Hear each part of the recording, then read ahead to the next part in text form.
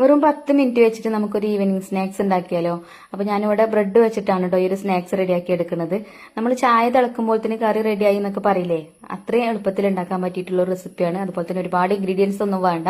അപ്പൊ ഞാൻ ഇവിടെ ഒരു 7 ബ്രെഡ് എടുത്തിട്ടുണ്ട്. ബ്രെഡ് ഇതാ അതേപോലെ കൈ കൊണ്ട് പിച്ചിട്ട് ഒരു പാത്രത്തേക്ക് ഇട്ട് കൊടുക്കുന്നുണ്ട്. നമ്മളെ മക്കളൊക്കെ സ്കൂളിട്ട് വരുന്ന സമയത്ത് എന്തെങ്കിലുമൊക്കെ ചായക്ക് കടി ഉണ്ടാക്കി കൊടുക്കുകയാണെങ്കിൽ അവർക്ക് സന്തോഷമാണല്ലോ. അപ്പം അങ്ങനെ ഓരോക്കെ സ്കൂളിട്ട് വരുന്ന സമയത്തൊക്കെ അവർക്കൊക്കെ ഉണ്ടാക്കി കൊടുക്കാൻ പറ്റിയിട്ടുള്ള ഒരു റെസിപ്പിയാണ് കേട്ടോ.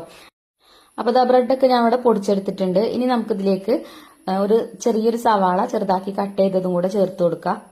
പിന്നെ ഇതാ ചെറിയൊരു കഷ്ണം ഇഞ്ചി ചെറുതാക്കി അരിഞ്ഞിട്ട് അതും ചേർത്ത് കൊടുക്കുന്നുണ്ട്. ഇനി കുറച്ച് കറിവേപ്പിൻ്റെ അരിഞ്ഞതാണ് ചേർക്കുന്നത്. കറിവേപ്പിൻ്റെ അതല്ലാന്നുണ്ടെങ്കിൽ പിന്നെ മല്ലിയിലേക്ക് ഉണ്ടെങ്കിൽ മല്ലിയിലേക്ക് അരിഞ്ഞ് ചേർക്കാം കേട്ടോ. പിന്നെ ഇതാ കുറച്ച് ഉപ്പും ചേർത്ത് കൊടുത്തിട്ടുണ്ട്. ബ്രെഡിൽ ഉപ്പുണ്ടാവും, അപ്പോൾ നോക്കിയിട്ട് ചേർത്താൽ മതി, കുറച്ച് ചേർത്താൽ മതി കേട്ടോ. പിന്നെ 1/2 ടീസ്പൂൺ മുളക് പൊടി, 1/4 ടീസ്പൂൺ ഗരം മസാലയും, പിന്നെ ഇതാ 2 സ്പൂൺ അരിപ്പൊടിയും ചേർത്ത് കൊടുക്കുന്നുണ്ട്. ഇനി ഇതാ ഞാനൊരു പച്ചമുളക് വട്ടത്തിൽ അരിഞ്ഞിട്ട് അതും കൂടെ ചേർക്കുന്നുണ്ട്. നമ്മൾ മുളക് പൊടി ചേർത്തിട്ടുണ്ട്, എന്നാലും ഒരു പച്ചമുളകും കൂടെ വട്ടത്തിൽ അരിഞ്ഞിട്ട് ചേർക്കുന്നുണ്ട്. എന്നിട്ട് കൈ വെച്ചിട്ട് ഇതാ നല്ലോണം ഒന്ന് മിക്സ് ചെയ്തെടുത്തിട്ടുണ്ട് കേട്ടോ. നല്ലോണം അങ്ങനെ ഒന്ന് പൊടിച്ചെടുക്കണം. ബ്രെഡൊക്കെ നല്ലോണം പൊടിഞ്ഞ് കിട്ടിക്കോളും. പിന്നെ ഇതിൽ കളറില്ല കേട്ടോ, അപ്പോൾ ഞാൻ കുറച്ച് മഞ്ഞൾപ്പൊടിയും കൂടെ ചേർത്ത് കൊടുത്തു. പിന്നെ ഇതാ ഒക്കെ കൂടെ മിക്സ് ചെയ്തെടുത്തതിന് ശേഷം 1 സ്പൂൺ വെള്ളം ഒഴിച്ചു കൊടുത്തു. ഒന്നും കൂടെ കുഴച്ചെടുത്തു. പിന്നെ വീണ്ടും 1 സ്പൂൺ വെള്ളം കൂടെ ഒഴിച്ചു കൊടുത്തിട്ടുണ്ട്.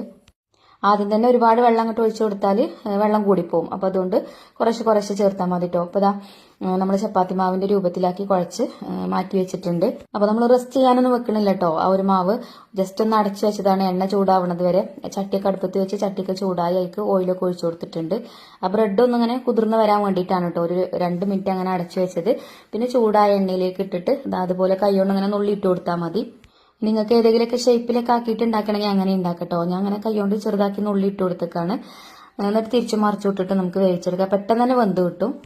അങ്ങനെ ആ ഒരു ചൂടോട് കൂടിയിട്ട് തന്നെ എണ്ണയിൽ നിന്ന് കോരി മാറ്റും വേണം. ബ്രെഡ് ആയതുകൊണ്ട് ചിലപ്പോൾ എണ്ണ കുടിക്കും. അപ്പം നല്ല ഹൈ ഫ്ലെയിമിൽ ഇട്ടിട്ട് തന്നെ കുക്ക് ചെയ്യാൻ നോക്കുക കേട്ടോ. കരിയാതെ നോക്കണം. അപ്പം അങ്ങനെ മഴയൊക്കെ പെയ്യുന്ന സമയത്ത് നല്ല ചൂടുള്ള ഒരു ഗ്ലാസ് ചായയും ഇതുപോലുള്ള സ്നാക്സ് ഒക്കെ ഉണ്ടെങ്കിൽ അടിപൊളിയാവും. അപ്പോൾ വീഡിയോ ഇഷ്ടപ്പെട്ടിട്ടുണ്ടാവുമെന്ന് വിചാരിക്കുകയാണ്. Thank you.